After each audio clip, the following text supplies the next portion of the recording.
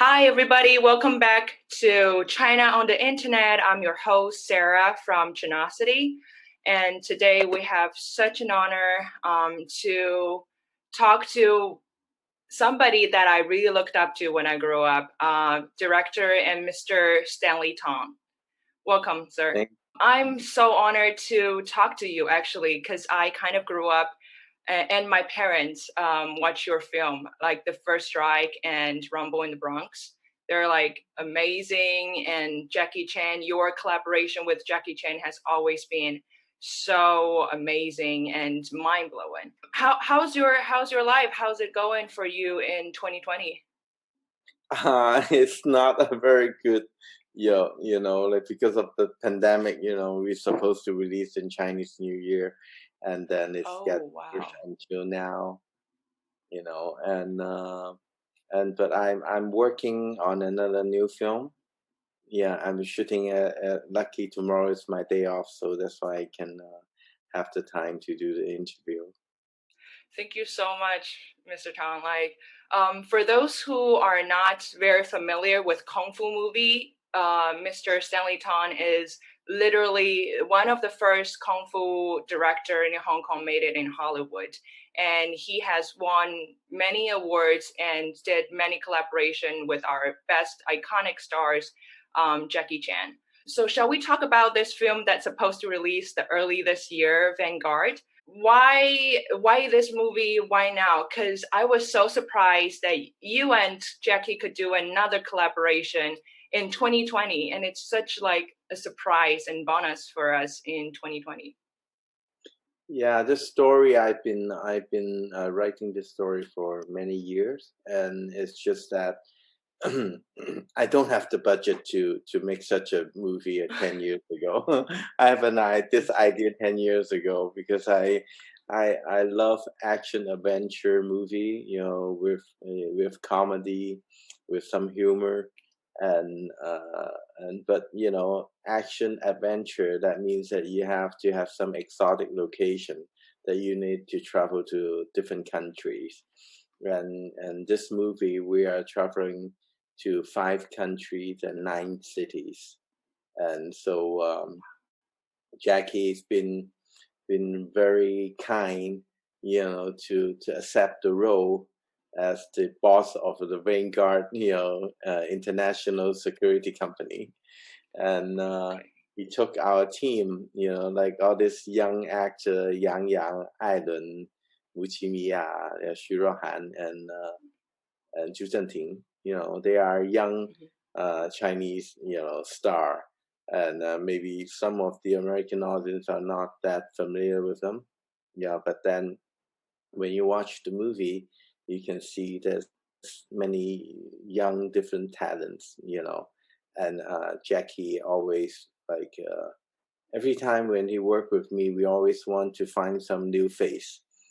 Like Rumble in the Bronx, we have Mhm. we have Anita Mui, but we also have Francois Yip, and Yeah. uh, and this movie that we have Yang and Island, and we have Muchimiya. Yeah, absolutely. They are very familiar names for me, not because I'm Chinese, but they are like head title actors and icons. That's the it right now on Chinese internet. I wonder, now you're collaborating with all those amazing actors plus your longtime partner. So is there anything that's super unexpected on this film set when you were shooting this film, like while traveling and while doing the kung fu shots? Is there anything that's absolutely unexpected and you never encountered before? Well, working with Yang, the young icon action star, and he worked very hard. We have some amazing fight sequence, and also in the whitewater chasing sequence, fighting, and you have to jump from one boat to the others, Oh my God. and Jackie have to try riding a jet ski to save Muchimiya that fell into the white water, and at the edge of the Victoria Fall, which is the Uh huh. biggest waterfall in Africa, and number 3 in the world. and Yeah. right at the age before Mia fell down, and Jackie comes save the day and pick her up. And that scene is like I I think it's the most amazing scene in the movie, and I wish I came up with the idea many years ago, but I just don't know how to shoot it, the way that I want, and Yeah. because it would be very dangerous, and Hmm. it would cost a lot of money to shoot one scene, Yeah. and 10 years ago, I couldn't raise the budget, and lucky, I can raise the budget this time. So I will finally make my dreams come true to make that action sequence, and also that we shot in Dubai, and we have the car crash into the Dubai Mall, and we also have 7 gold Wait, was cars that made in of solid gold. reality? Yeah, we have one is real one that which is like uh worth about 20 million US dollar. And you guys just crushed it on set. I didn't crush that one. Oh, okay, okay, okay. Because I was like, in a way, I was so surprised, but in a way, I'm not, because I understand that like kung fu movies that you shot in Jackie Chan are famous for like doing all those dangerous things for real on set, not like a CG version. But I'm Yeah. still surprised. Every day when I do the car chasing scene, I always scared because like I was sitting inside the monitor truck, following the Hmm.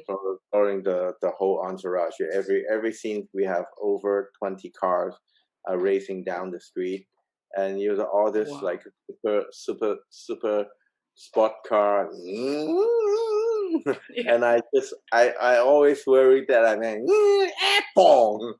I always worry that I will hear the squeeze and then crash, and well, we did hear that because we did crash some cars, yeah, and but for those that are not supposed to crash, and when they are on the street, I was very worried, I see. Yeah, I honestly I cannot imagine the life you live while filming those movies and just giving us this artistic and timeless work.